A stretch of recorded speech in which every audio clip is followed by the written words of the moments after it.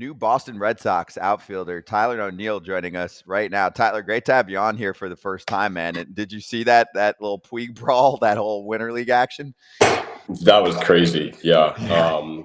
I've never played winter ball myself, but man, that's something else that I've experienced for sure. What's going on today, guys? Hey, we're great, All dude. Good good. to see you. So, how's the off season? Like, take us through the play-by-play of when you find out you end up with the Red Sox, and how pumped are you to be up at Fenway? Yeah, off season's been going really good. Spent a little bit of time in Canada earlier in the winter, but most of the time here in St. Louis. We're full time down here, so yeah, I got a call about a month ago letting me know that I was flipped out. So it was exciting. It was bittersweet. Just a whole whirlwind of emotion. Not my first time getting traded, so it's just bittersweet, man. Just still in the process of figuring out the routes. Figuring out housing, new logistics and stuff. So that's at the forefront of our mind right now. Tyler, you're in the off season right now, so I know you're lifting heavy and you're getting your body in shape. Oh yeah. Have you ever seen Scott Braun's body, and who has a better body, you or Scott? It's not close. I think me and Scotty had a push-up competition a couple years ago that I remember. Mhm. So I know he's got some reps in the tank. I mean, Scott, let's go. Yeah. Let's have like a Yeah, I got Well, long Hulk sleeves Hogan on today for a flex off. reason. Tyler's got me beat. That is a professional right there. And AJ, do you know, by the way, the backstory? Do you know what Tyler's dad did? Yeah, he was like Mr. Canada. Yeah, right? exactly. I Yeah. mean, Yeah. massive Yeah, bodybuilder. my dad competed in the 70s. He won the title in 75, runner up a couple more times. So he's very proud of it for sure. There he is. Yeah, right there. He needs to be proud of that mustache he has. Oh man, I know. Mustache. He had the groom. He had the groom going back in the day. I think in this picture he was he's like 5'11", same height as me. But I think he was like 250, 255 and 5% body fat. So very proud. Did you work out with him? So it's definitely how I learned to get into the weight room. Really, I mean, maybe 14 or 15 years old, trying to take the next step in sports. So he's obviously an expert in the weight room, and just gave me an idea of exercises and rep schemes and just different blocks and different way to do things, and teaching me the right way in there. So I learned at a relatively young age, and I'm very thankful for my background. It's what got me to be me and got me where I am today. So still building on it, and of course modifying it.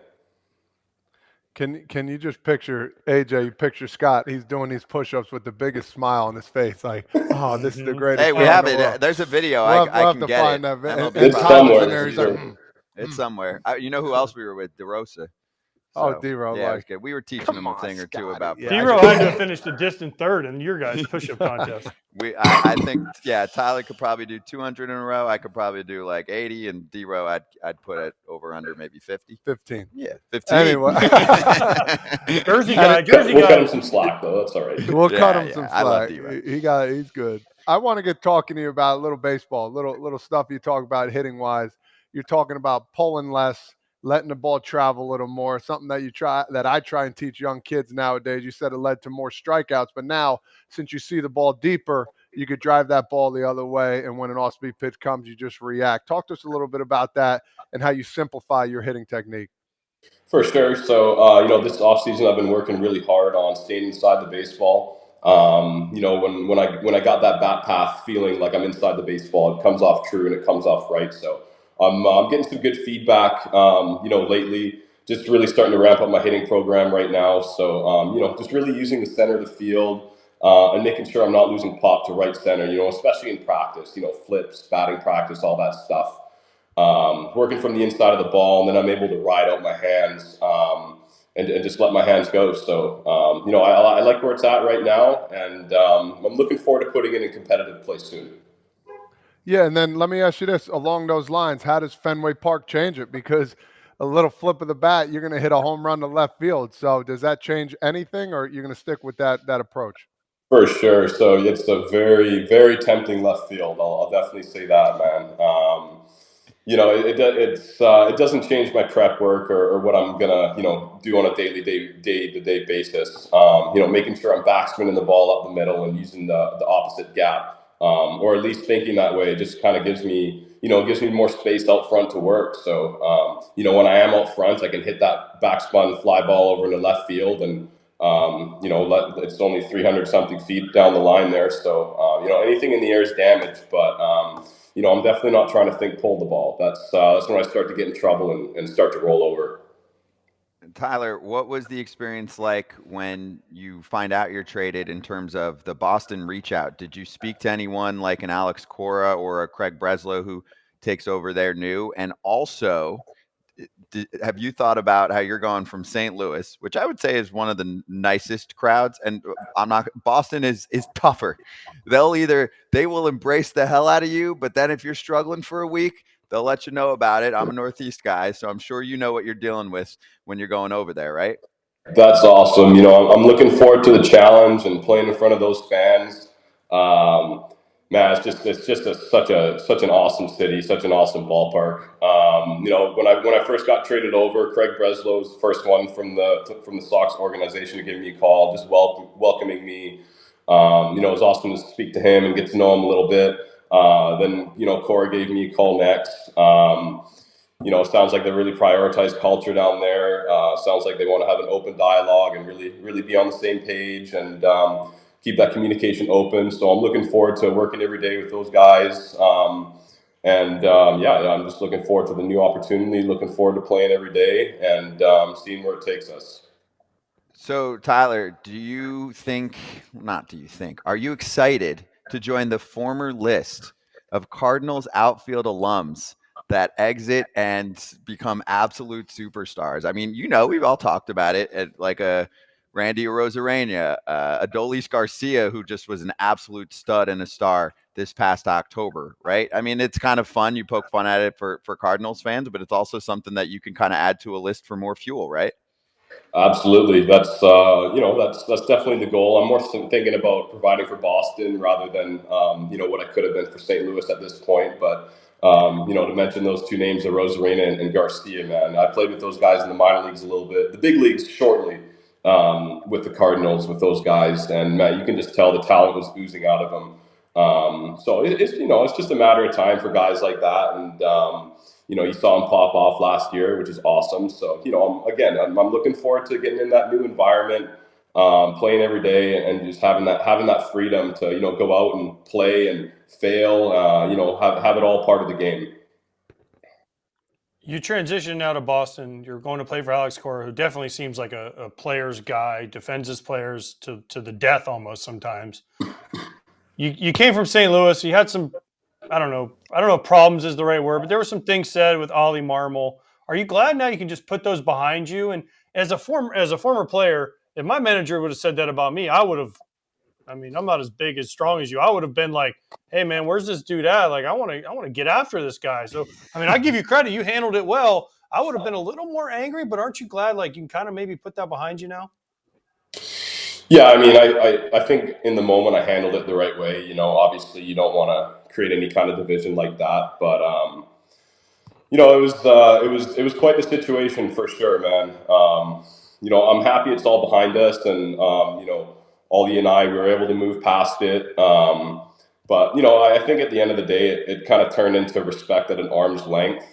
I'm looking forward to again this new opportunity and coming in with a fresh slate, and just working hard, getting after it every day and proving myself again. A new division, new team, all that stuff. So, we ended on good terms out there, so that I'm very thankful for. And I have nothing but gratitude and thank for the city and the organization of St. Louis. But everything comes to an end, and it was my time this time. 2021, you had one of the best seasons ever for a Cardinals outfielder. Do you think, and I hate this because coming from someone that knows how it goes, but like, and especially in St. Louis, like, do you think you got a bad rap there? And you think, because I saw what happened, and I know we defended you on this show. I know Kratz and I defended you hardcore, and we're like, man, this dude is giving everything he's got. We didn't like that the manager came in. I know there's more to it that we don't know, that. But like, do you think you got a bad rap and then it just kind of carried over and snowballed until where they're like, gosh, we can't bring this guy back, but hey, you ended up in a good place in Boston? For sure. I mean, maybe. I don't know. I definitely try and keep my nose out of the media, generally speaking, and that was definitely what I was not trying to get involved in, in April last year. So, but, I don't know, man. I don't know. It was unfortunate that it happened, but everything happens for a reason, and I feel like I got other stuff on the horizon going on now, and like you said, back in 21, that was such a fun run. The clubhouse had so much culture, so much leadership. We had so much success winning those 17 games in a row.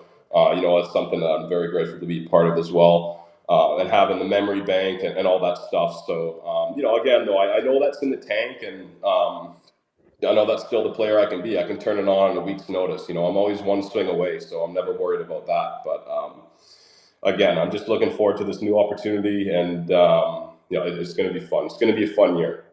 And fans are excited to see the athleticism in the outfield too. So quite a few fans in the chat right now asking basically the same question. They're like, "What's the plan?" I'm sure you'll say, "Hey, you can play any of those positions out there." But has anyone on the Boston side explained to you, "Hey, maybe we see you playing X amount of in an ideal world spot, time in center versus a corner, etc."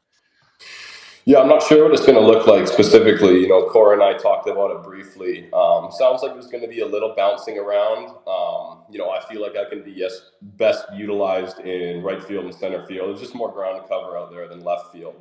But obviously the monster's got its own dynamics, and just the way it bounces off the wall, it can do anything out there. So you got to be on your toes wherever. But I'm not sure what it's going to look like right now. Those are conversations for spring training. That we can really narrow it down. I'm just focused on, getting my body ready, getting my throwing program in the tip-top shape, and being ready for 150 games this year. Tyler, what do you think from the 2021 season you mentioned? Obviously, yeah, I mean, AJ brought it up too. Gold Glove, WAR was above 6, 34 homers. I mean, it was a ridiculous season. What do you think is Thank the you. one thing from that year, of course, that you remember that you want to try and bring back? Obviously, we know what the stats are, but was there something you remember that year where you were like, felt like you were really clicked in a particular way that you can bring back? And obviously, you dealt with a couple injuries since, and now we're feeling great, right? For sure, yeah. Unfortunately, the back issue held me out for a lot of time last year, and that affected my lifting program and just affected the rest of my body the rest of the way out. So I'm very confident in what I'm doing in the weight room and with the throwing and running and hitting programs that I'm doing right now. So I'm just looking to stay right there. I got a daily core program that puts me in a good slot every day. I don't have back pain anymore, which was, it was a thing for a little while for me there. And, that's no fun when you're getting affected in everyday activity, just like picking up my newborn daughter back a few months ago. It was giving me grief. So I'm happy I'm all past that. I'm fully in depth with that core program now. Training force absorption, training isolated strength blocks, really strict rep schemes, power creation, med ball throws, box jumps, different athletic movements, challenging full range of motion. A couple things that we weren't doing last couple years that I think is really gonna translate well for me and well for that ballpark out in Boston there. Tyler, has anyone ever talked to you? Because I know when I first came up, people were like, "Man, you can't lift that heavy. You're going to get too big, and you can't move." Has anyone ever talked to you about that? Whether it was the Cardinals or the Mariners, who you first were signed by? I mean, is there anyone that's ever said, "Hey, dude, we don't want you to get too large"? For sure. I think more so specifically in the minor league system out in Seattle there, they were pretty strict with how I would do my stuff, man. I would just go get a membership out at Gold's Gym across the street and do all my bench press and stuff out there. I We're mixed the it in guinea pig somehow, too. maybe. Yeah. I mean, I was 18, 19 years old, and dead bugs. Come on, I'm not doing that stuff. But as you go and as you learn, I add these things to my routine. Just little prep work that I do every day to get my body in the right position. And I still do my heavy weights. During the season when I'm playing every day, it's going to look a little different. So I'm looking forward to that phase of my training program as well this year. I got to talk to my guys and see what that's going to look like when I'm running around and fetching fly balls out in the field there. But right now I'm still getting those heavy lifts in, heavy squats, heavy heavy deadlifts, heavy bench. And, my body feels great. I feel like my shoulders are healthy. I had an issue with that a couple of years ago. That's all cleaned up. I got good range of motion, and I'm feeling ready. Let me ask you about hitting wise. You absolutely crush left-handed hit or pitching. Right-handers you do well, but can you talk to us a little about? I want kids to understand, like, as they're in high school and in college now, the difference from a lefty to righty is substantial. As a right-handed hitter, can you explain your approach and what you try and look for from a left-handed pitcher, especially when they're not overpowering? Yeah, I think with lefties, it's really key for me to stay right center. And they end up busting me in a lot. But it's just being disciplined in your spot, I would say. Lefties, it's obvious coming in from a different angle, and some guys see the ball better from other sides. The other side of the mound. So, I should be hitting lefties. I should be hitting them well. I try and stay at the middle with those guys. That way I don't roll over changeups as much, and I'm still able to drive the ball the other way. Fastball, it can run in on me a bit. So I feel like that puts me in a good spot, and it's the same with the righty. I'm pretty standard. I just try and stay at the middle, stay to the opposite gap. I lost that a little bit at the end of last year, and started to roll over a bit. And I understand that correction and that adjustment, and it's something I've been working really hard on this offseason to make sure that I'm not losing that this time. Hey, Tyler, you're Canadian, obviously, and you're up there now, and you take a lot of pride in that. Are you excited that you're going to have more Blue Jays action, a little more Toronto on the schedule this year? I mean, you're going from a very different world in the Midwest and the travel all kind of tight in there to the East Coast with, obviously, you'll be in Boston, but a lot of Yanks on the schedule, a lot of Toronto. So have you thought about the fact that, your world's going to change from a geography standpoint? Probably more in your favor, I would imagine, right? It's definitely different geographically. I didn't realize how far east Boston was until I really started to look at it. It's further east than Montreal is, so that was pretty crazy to me just to kind of really hone in on it. But I'm looking forward to that. I'm looking forward to a new division. Just a whole fresh slate overall. It's gonna be good for me. It's gonna be good for my psyche. Um, I'm looking to go in there and just provide that leadership role that I can for the outfielders. There's a good group of guys over there. There's a lot of talent. It's diverse. It's very, it seems like there's a really good culture in that clubhouse, at least from the brief bit that I've gotten to know the guys. So I look forward to being a part of that. Hey, just so you know, I played for the Red Sox for like half a year. You don't realize, how, like you said, how far Boston is from everything.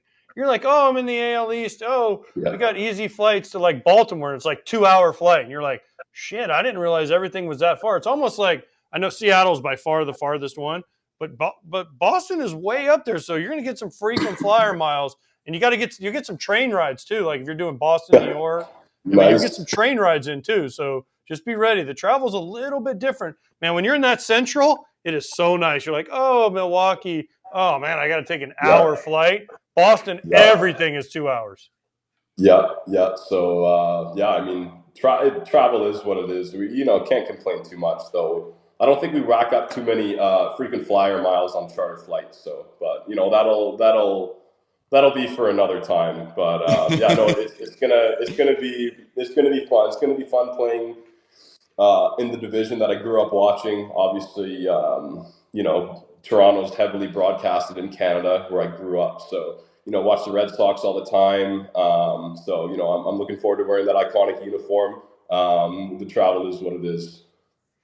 Hey, Tyler, I know sometimes like anybody, you have a chip on your shoulder. Do you feel like the team might have that because they are coming off a last place appearance, right? And maybe the expectations, I would say, are lower than, an Orioles team that's on the rise, the Yankees picking up Soto. So do you feel like, A, obviously the team can surprise some people, but B, there will be a little bit of that, hey, they're not expecting much out of us. We're going to come sneak in here and take 2 or 3. For sure, yeah. I mean, I'm still trying to get my footing out with these guys, but what I do know is there's a lot of talent with this team. There's a lot of young talent with the team, it's going to be a challenge, of course. The division's really strong. I mean, yeah, the Rays and the Orioles, they both won 100 ball games last year or close to it. Those are obviously two teams that are really dialed right now and know what they're doing and have good systems. And the Yankees have been making some big moves for sure. And Toronto's always strong offensively and pitching and defense and stuff. So, you know, we're going to go out, we're going to play our game, and we're going to see what happens. You know, so I'm looking forward to getting with the guys and starting that grind, just starting that 160 grind. You know, anything can happen over that long duration. Yeah, we're excited, dude. You're gonna have a big ass year. We're pumped for the change. It's gonna be awesome Thanks, out there in guys. Boston. Yeah, of Yeah, course, man. dude. Good We're luck. with you. So yeah, good luck. We'll see you in spring training because I think AJ or me or both will be down there at some point in Fort Myers. So we appreciate you, man. Crush the rest of the off season, and we'll see you in a few weeks. Sounds good, fellas. We'll talk down there. All right.